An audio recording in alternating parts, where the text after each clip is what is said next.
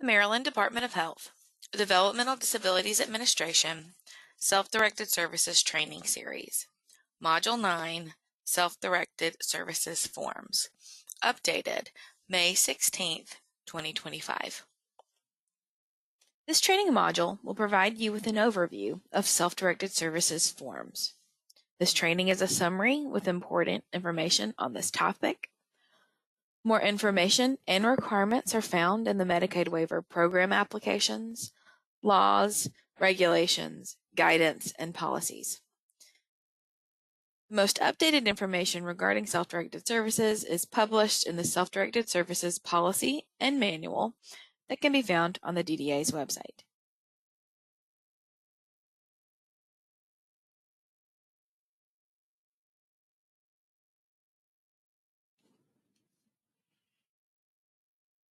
Under the Self-Directed Services model, there are specific self-directed services forms required to be submitted with the person-centered plan and when changes or updates are made.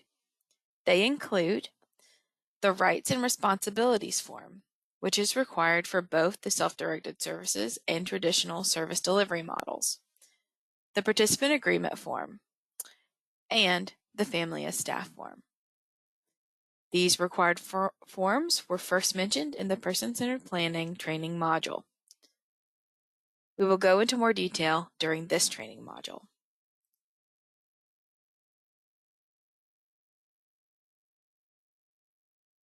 Rights and Responsibilities form.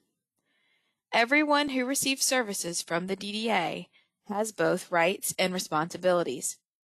It is important that the participant understand their rights. It is also important that they understand their responsibilities. The DDA-funded Services Participant Rights and Responsibilities Form is a required document with the Person-Centered Plan for both the self-directed services and traditional service delivery models. The form is intended to notify participants of their rights and responsibilities. It includes information related to general rights and responsibilities, quality assurance, self-directed services budget authority, and self-directed services employer authority. Self-directed services include additional rights and responsibilities for the participant. Budget authority responsibilities include choosing how the budget is spent based on the services and funding approved by the DDA in the Person-Centered Plan and Self-Directed Services budget sheet, including moving funds among approved DDA services to address changing needs, determining the amount paid for services in accordance with funding authorized by DDA and reasonable and customary standards required by the DDA, hiring employees, vendors, and providers of goods and services, so long as they meet qualifications as confirmed by the financial management and counseling services provider. Changing who provides the good and service, so long as the employee, vendor, and provider meets the applicable qualifications.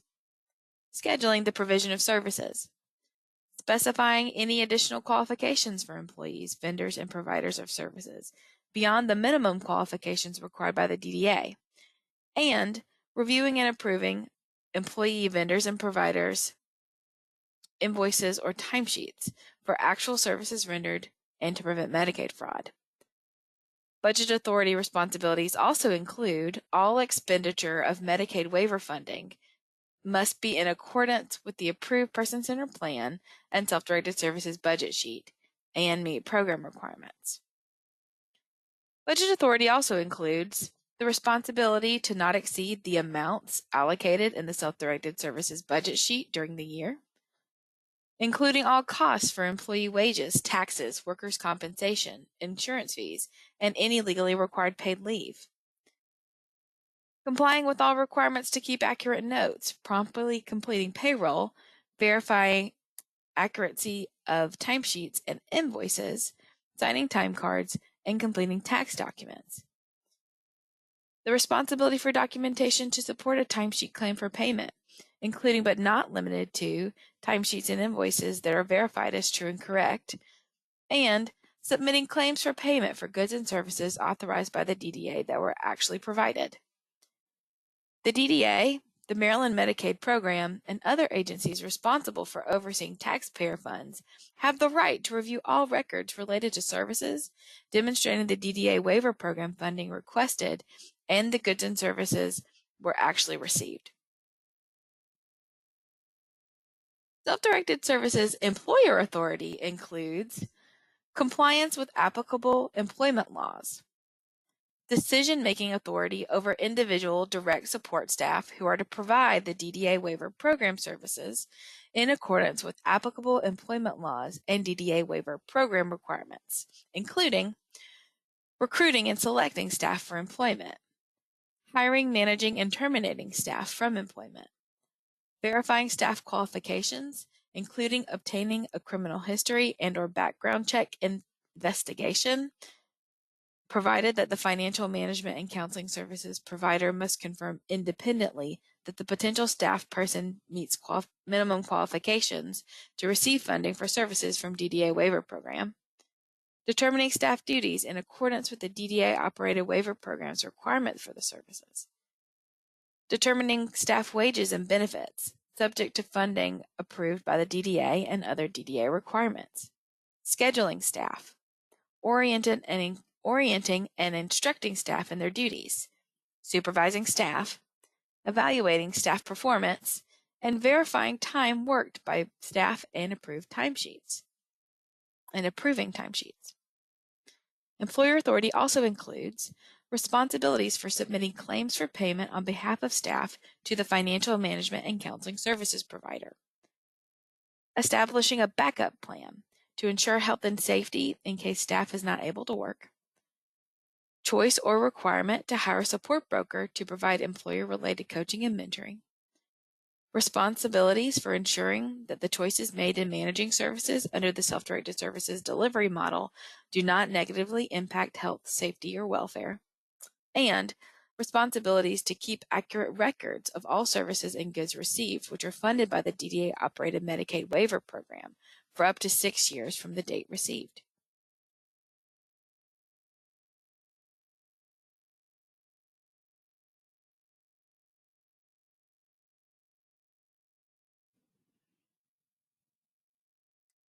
The Self-Directed Services Participant Agreement documents both the participants' request for assistance in self-directing their services and the team members' agreement to assist and support with the specific work or tasks described in the agreement. The agreement begins and lasts for 12 months or up to 1 calendar year from the date of last signature by the participant and all team members named in the document. The agreement may be ended at any time by the participant along with their team.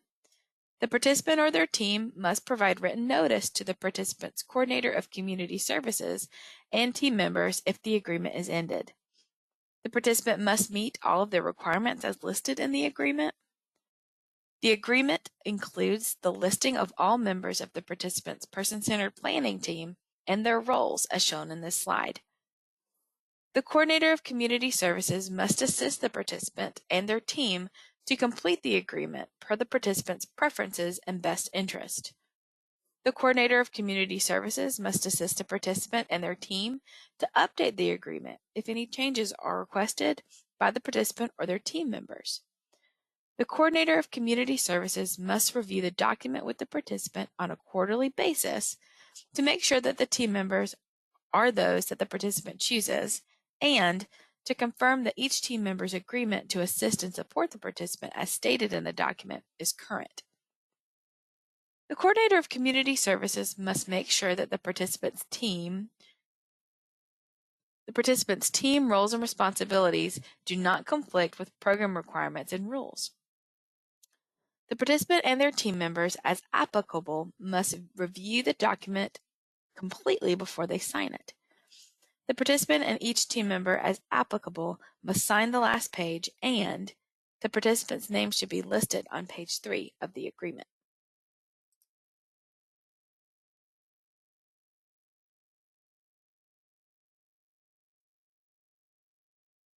A participant or their designated representative may authorize individuals to contact their financial management and counseling services provider by phone or email on the participant's behalf. This authorization is documented in the participant agreement in a new designated section.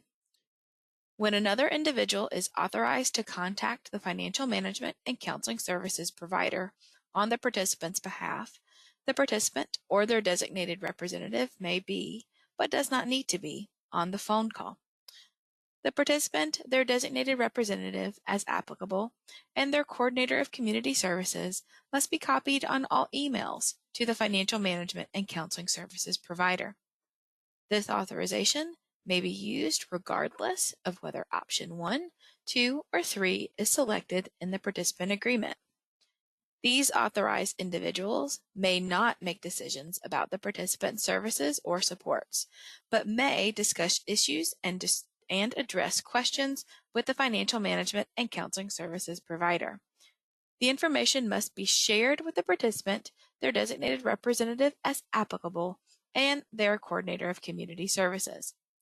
When this authorization is granted, the coordinator of community services must email a copy of the participant agreement to the participant's financial management and counseling services provider, in addition to uploading the document to LTSS Maryland.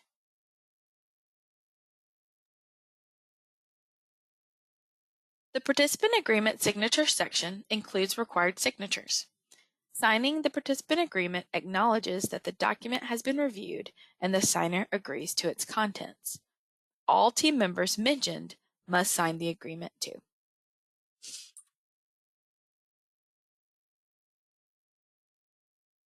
Family as staff. Participants can hire a family member as an employee. Family members are defined in the approved Medicaid waiver programs as relatives. Relative is defined as a natural or adoptive parent, step-parent, child, stepchild, or sibling. Relatives can be hired as employees for the following services: community development services, employment services, day-to-day administrator, nursing support services, only due to extraordinary circumstances, personal supports, respite care services, support broker services, and transportation.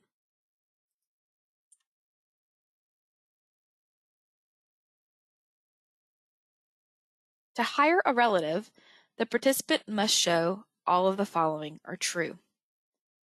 It is their choice and is supported by their team. There is a lack of qualified staff to meet the participant's needs. The family member will help increase the participant's independence, community participation, integration, and belonging, and the family member agrees to implement the participant's person-centered plan and provide services as required by the federal and state rules, laws, and regulations for the DDA-operated Medicaid waiver programs.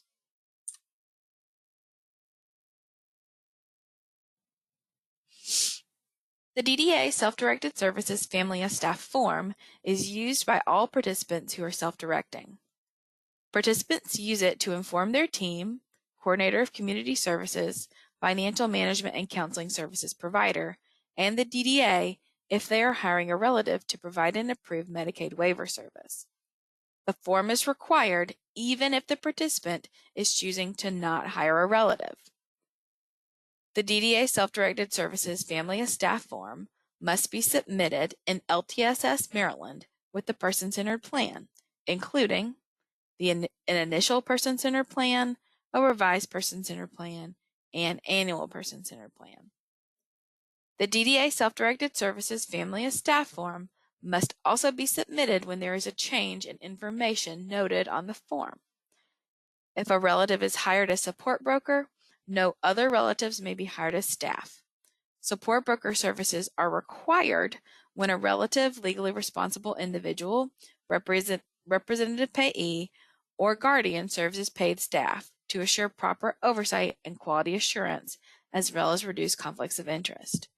It is also important to note that relatives cannot work over 40 hours per week unless otherwise authorized by the DDA.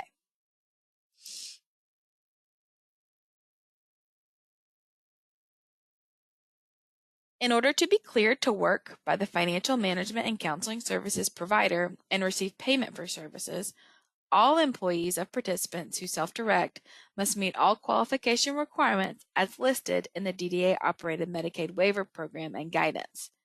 This includes relatives, legally responsible persons, and legal guardians. Criminal background checks are required for any employee who works for someone who self-directs. First aid and cardiopulmonary resuscitation, CPR, certification are required for all employees who work for someone who self-directs. Both the first aid and CPR training must include hands-on in-person components. The participant self-directing may require any other staff training as desired. The financial management and counseling services provider cannot pay for services rendered by an employee who does not meet all the requirements.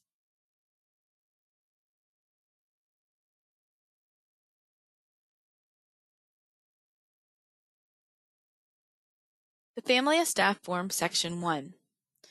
Section 1, My Family as Staff Choice in the Family of Staff Form includes the options and participants' choices. Option 1 is selected when the participant does not want to hire a relative. Option 2 is selected when the participant wants to hire a relative to be their support broker. And option 3 is selected when the participant wants to hire a relative or relatives to be their direct support staff.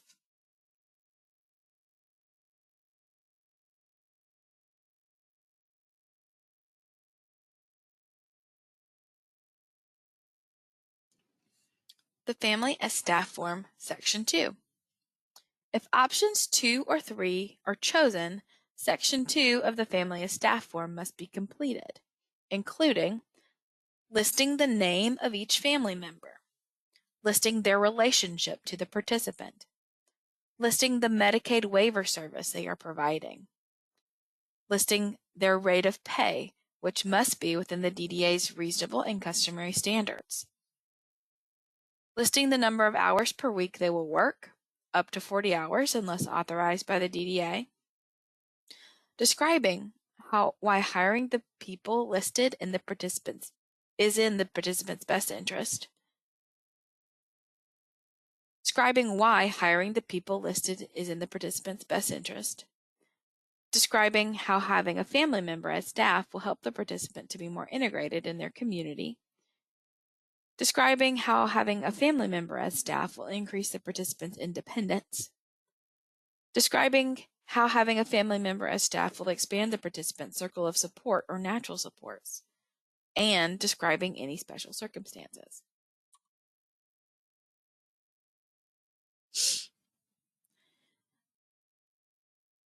The Family of Staff Form Attestation. The participant and applicable team members must sign the form. Before signing the form, it is important to review all information to see that it is correct. The form requires an attestation, which means the participant agrees with the information and it is correct. The participant must sign the form. A legal guardian, if applicable, may sign the form, and the participant's designated representative must sign the form if applicable. The coordinator of community services must upload the Family of Staff form into LTSS, Financial Management and Counseling Services client attachments within the person-centered plan.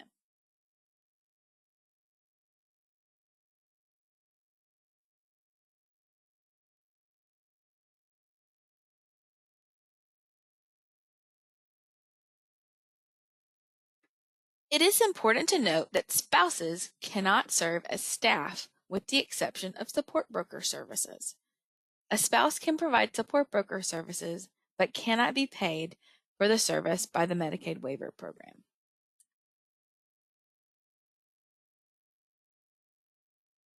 Other documents.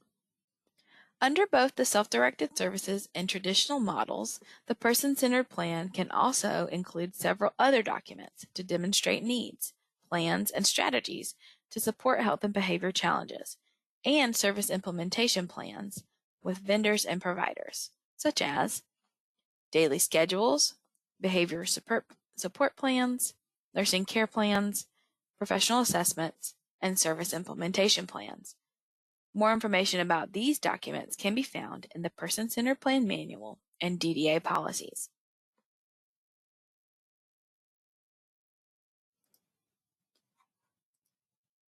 The DDA provides opportunity for the participant to request an exception to family members working over 40 hours per week through the Family and Staff Overtime Request Form and employee reasonable and customary rates through the wage exception form.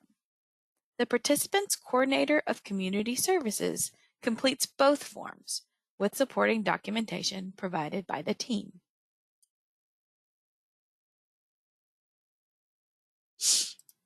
Requesting family members to work overtime. Participants may request authorization for family members to work overtime. The Family and Staff Overtime Request Form is used to make the request. This form allows participants who self-direct their services to request family members to temporarily work overtime.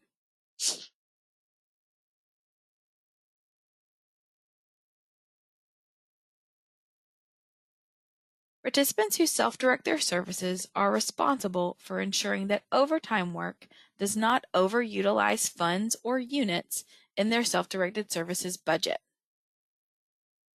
Overtime pay may significantly affect budget utilization.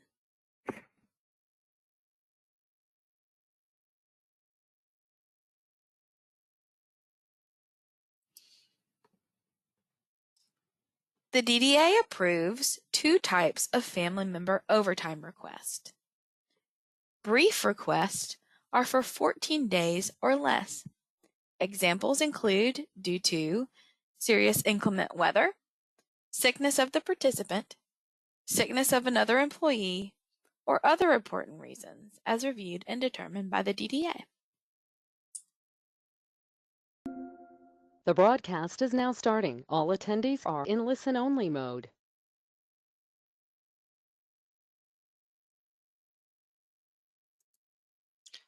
The DDA approves two types of family member overtime requests. Brief requests are for 14 days or less. Examples include due to serious inclement weather, sickness of the participant, or sickness of another employee.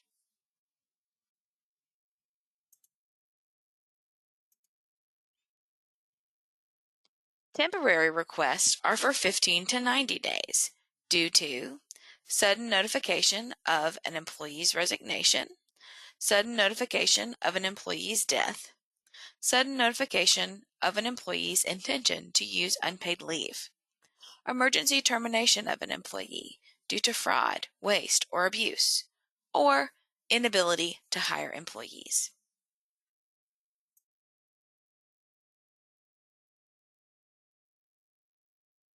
This and the following slides show the standards for approval for family overtime requests. For serious inclement weather, requires documentation proving inclement weather alerts for the dates requested. Sickness of the participant requires documentation from a medical professional noting the illness of the participant. Sickness of another employee requires documentation from a medical professional noting the illness of the employee. The other category requires supporting documentation that will be reviewed by the DDA. This and the following slides show the standards for approval for a family and staff overtime request. For documentation for brief requests, those being 14 or fewer days, the following documents are needed. For serious inclement weather, that requires there to have been inclement weather on the date requested. For sickness of the participant, it requires documentation from a medical professional noting the illness of the participant. And sickness of another employee requires documentation from a medical professional noting the illness of the employee.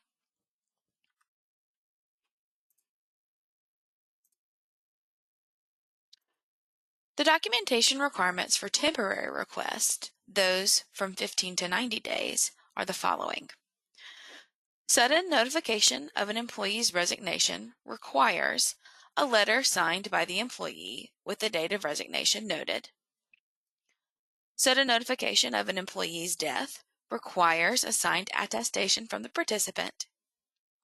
Sudden notification of the employee's intention to use unpaid leave requires a letter signed by the employee requesting dates to use unpaid leave. For emergency termination of an employee due to fraud, waste, or abuse, that requires documentation of the incident report filed regarding the alleged fraud, waste, or abuse, or a letter signed by the employer with the date of termination.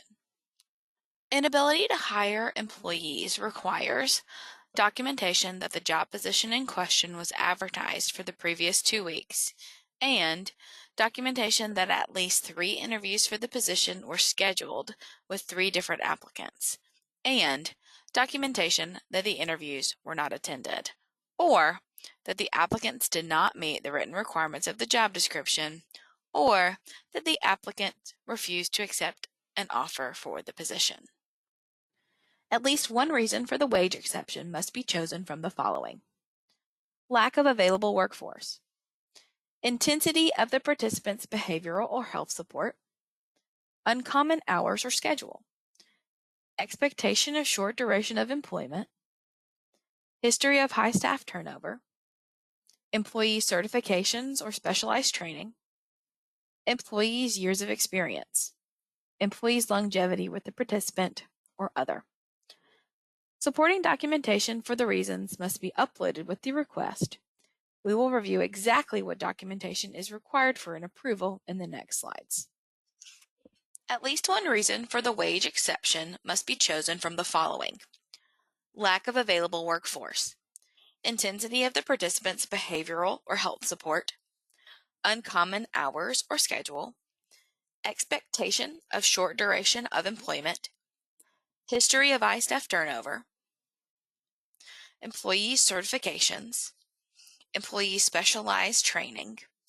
Employee's years of experience, or employee's longevity with the participant. Supporting documentation for the reasons must be uploaded with the request. We will review exactly what documentation is required for an approval in the next slides. Lack of available workforce. Please note, this justification should only be requested if the position is not filled by a current employee.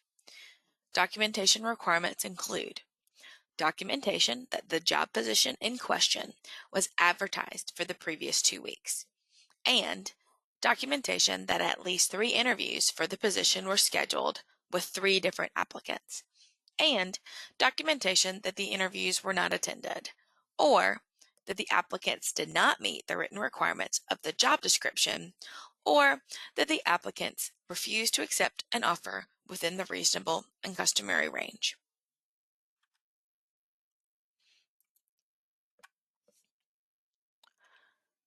If the request is associated with the intensity of the participant's behavior or health support needs, the following is required. Documentation of an HRST score of a 4 or higher, and documentation of a behavior support plan or nursing care plan that documents the support needs. If the requested position is not filled by a current employee, the following is also required. Documentation that the job position in question was advertised for the previous 2 weeks, and documentation that at least 3 interviews for the position were scheduled with 3 different applicants, and documentation that the interviews were not attended, or that the applicants did not meet the written requirements of the job description, or that the applicants refused to accept an offer within the reasonable and customary range. If the request is associated with uncommon hours or schedule, documentation of the uncommon hours or schedule for the position is required. If the requested position is not filled by a current employee, the following is also required. documentation that the job position in question was advertised for the previous 2 weeks, and documentation that at least 3 interviews for the position were scheduled with 3 different applicants, and documentation that the interviews were not attended, or that the applicants did not meet the written requirements of the job description, or that the applicants refused to accept an offer within the reasonable and customary range.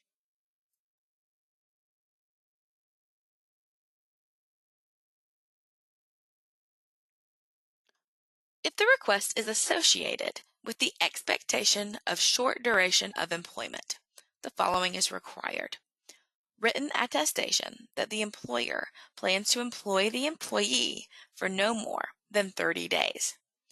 If the requested position is not filled by a current employee, the following is also required: documentation that the job position in question was advertised for the previous 2 weeks, and documentation that at least 3 interviews for the position were scheduled with 3 different applicants, and documentation that the interviews were not attended, or that the applicants did not meet the written requirements of the job description, or that the applicants refused to accept an offer within the reasonable and customary range.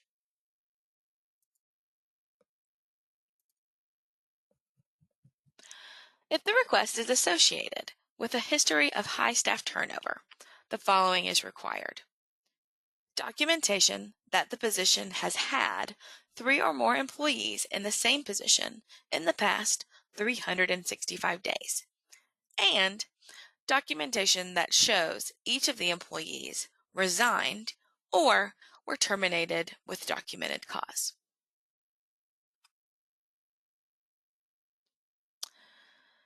If the request is associated with the employee possession of certifications, the following is required: a copy of the certifications required for the position, and documentation of 2 job advertisements in Maryland, which are unrelated to the Self-Directed Services Program, are posted within 365 days of the request, and require that certification listed with a pay rate at or above the requested rate. It's important to remember that first aid, CPR, or any other waiver certification does not meet the qualifications for a wage exception. If the request is associated for employee possessions of certificates, if the requested position is not filled by a current employee, the following is also required: documentation that the job position in question was advertised for the previous 2 weeks, and documentation that at least 3 interviews for the position were scheduled with 3 different applicants, and documentation that the interviews were not attended, or that the applicants did not meet the written requirements of the job description, or that the applicants refused to accept an offer within the reasonable and customary range. If the request is associated with the employee possession of specialized training, the following is required: documentation of the employee's specialization, and documentation of 2 job advertisements in Maryland, which are unrelated to the Self-Directed Services Program, are posted within 365 days of the request, and require the specialization listed with a pay rate at or above the requested rate. It's important to remember that first aid, CPR, or any other waiver-required certificate or specialization does not meet the qualifications for a wage exception.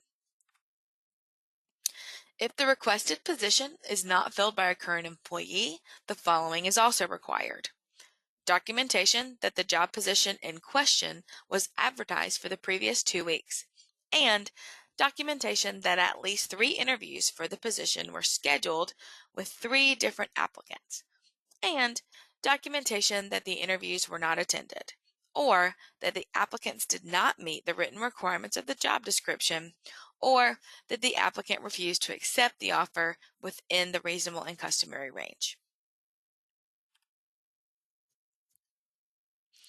If the request is associated with the employee's years of experience, the following is required: a copy of the employee's resume or CV, which is curriculum vitae, that documents at least 10 years of experience related directly to 10 years of experience directly relevant to the service provided to the participant.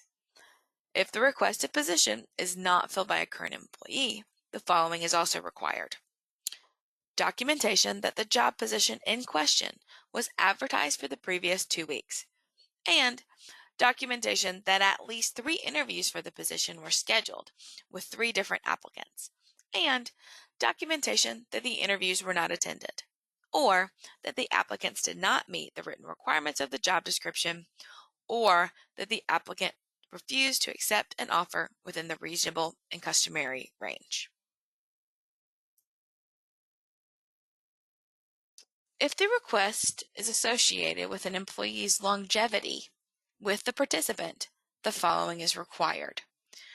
Documentation that the employee has been employed by or for the employer for a cumulative of at least 8 years, shown by employment records as obtained by the participant's financial management and counseling services providers, or a copy of a new hire letter with a date, or written attestation of employment which involved regular direct contact with the participant while employed by a DDA provider in the traditional model, or written attestation of employment which involved regular direct contact with the participant while employed by a school that the participant attended.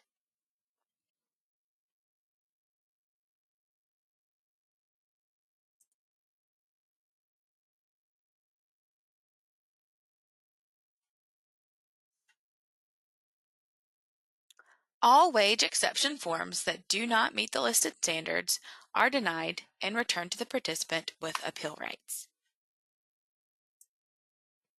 This and the next slide have useful resources.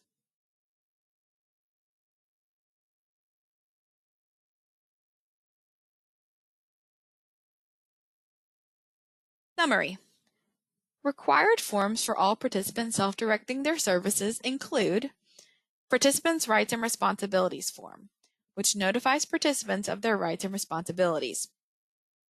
Participant Agreement Form, which documents a participant's request for assistance in self-direction.